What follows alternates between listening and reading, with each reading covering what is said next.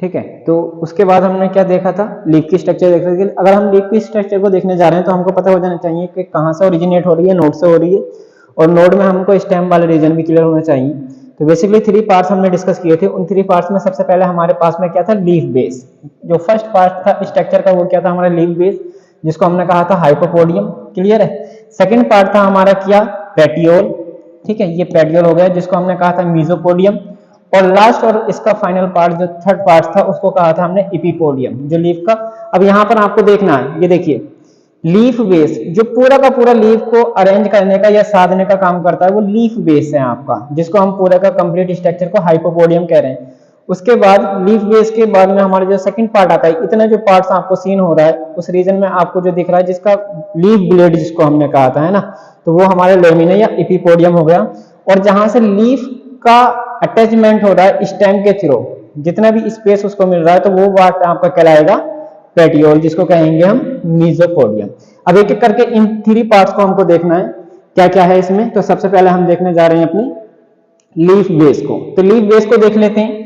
Leaf base यहाँ पर क्या होता है, लीफ बेस को हमने बेसिकली क्या कहा था, हाइपोपोडियम। ठीक है।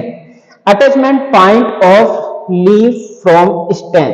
ठीक है, जो लीफ का अटैचमेंट है वो किस पॉइंट से है, इसी को हमने कहना है लीफ बेस, हाइपोपोडियम। तो स्टेम और लीफ को कनेक्शन का काइंड करने का जो वर्क करता है वो आपको कौन करता है, हाइपोपोडियम। क्लियर है। Modification of seed. अगर हमने देखा कुछ लीफ में ये क्या है, कुछ लीफ जैसे आपने मोनोकोट्स की लीफ देखी है, तो मोनोकोट्स की लीफ में हम पूरा का पूरा जो है लीफ यहाँ से अटैचमेंट हो जाता है, तो जो स्टेम को कंप्लीटली कवर कर लेता है उसको हम कहते हैं लीफ सीथ। तो ये आपको किसमें मिल जाएगी बेटा, एग्जाम्पल है मोनोकोट में। ठीक है, लीफ सीथ का कभी कभी पूछ लेता है। एक और मोस्ट इंपोर्टेंट क्वेश्चन जो बनता है हमारा लीफ बेस से, वो बनता है pulvinus leaf base. Pulvinus leaf base में क्या होता है, जो आपका पेटियोल है या पल्विनस है, लीफ ब्लेड है, वो कंप्लीटली कैसा हो जाता है, यहाँ से स्टेम से अगर मैं आपको दिखाऊं तो पूरा स्क्वायर अप में हो जाएगा, ये फूला हुआ, तो इसी को कहेंगे पल्विनस लीफ बेस। तो ये कहाँ मिलेगा आपको, लेग्यूम प्लांट में मिलेगा। जितने भी आपके दलहनी पौधे होते हैं वहां पर, जैसे पी हो गया आपका, है ना, पाइसम सटाइबम हो गया, और जो पल्स हो गए आपके पल्सेस वगैरह हो गई, सभी में क्या मिल जाएगा आपको, पल्विनस लीफ बेस मिल जाएगा। ये क्वेश्चन बेसिकली पूछा जाता है।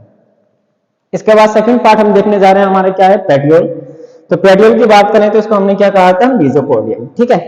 कनेक्टिंग पॉइंट ऑफ लीफ और स्टेम, वही है लीफ और स्टेम का आगे का पार्ट है, तो दोनों का वर्क क्या हो जाएगा, कनेक्शन करने का हो जाएगा।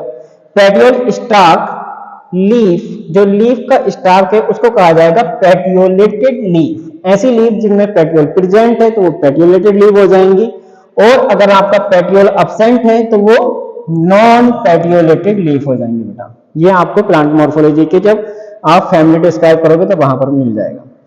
एक और एग्जांपल मेंशन क्या है, इकोनिया leaf petiole swell up and wing sac. जो इकोनिया का पौधा होता है, इकोनिया कहां पर मिलेगा आपको, जल में मिलेगा। ठीक है, एक्वेटिक प्लांट है, तो वहां पर उसका जो लीफ ब्लेड है वो कैसा हो जाएगा, स्वेलअप एंड विंग सैक हो जाएगा, जिसकी वजह से वो वाटर को मूवमेंट कर सकता है। ठीक है। नेक्स्ट क्या है, पेटियोल कैसा हो जाएगा, long and flexible petiole responsible for movement of leaf. अगर लीफ को मूवमेंट करना है, लीफ इधर उधर घूम सकती है, फोटोसिंथेसिस की डायरेक्शन में मूव कर सकती है, तो वो सारी की सारी एक्टिविटी किस पर डिपेंड करती है बेटा, आपके पेटियोल पर डिपेंड करती है। ठीक है। इसके बाद नेक्स्ट देखने जाते हैं, बैक कर लेते हैं।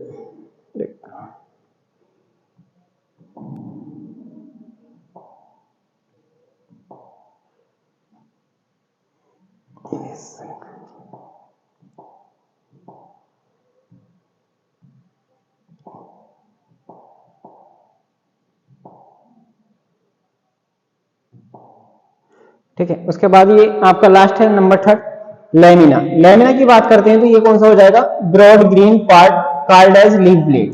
पूरा का पूरा जो लीफ की, ये तो आपका पेटियोल रह गया यहाँ से, और इसके बीच का जितना भी, अगर यहाँ से हम बात कर रहे हैं तो ये इतना जो पार्ट हो गया वो आपका पूरा का पूरा ये क्या हो गया बेटा, लीफ ब्लेड हो गया, है ना।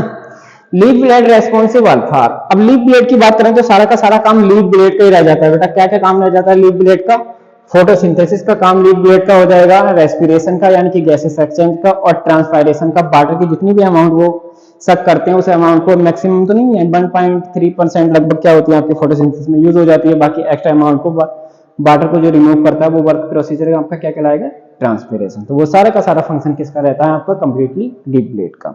अब लीफ के जितने भी फंक्शन है, अरेंजमेंट है, मॉर्फोलॉजी है, वो हम नेक्स्ट लेक्चर में डिस्कस करेंगे।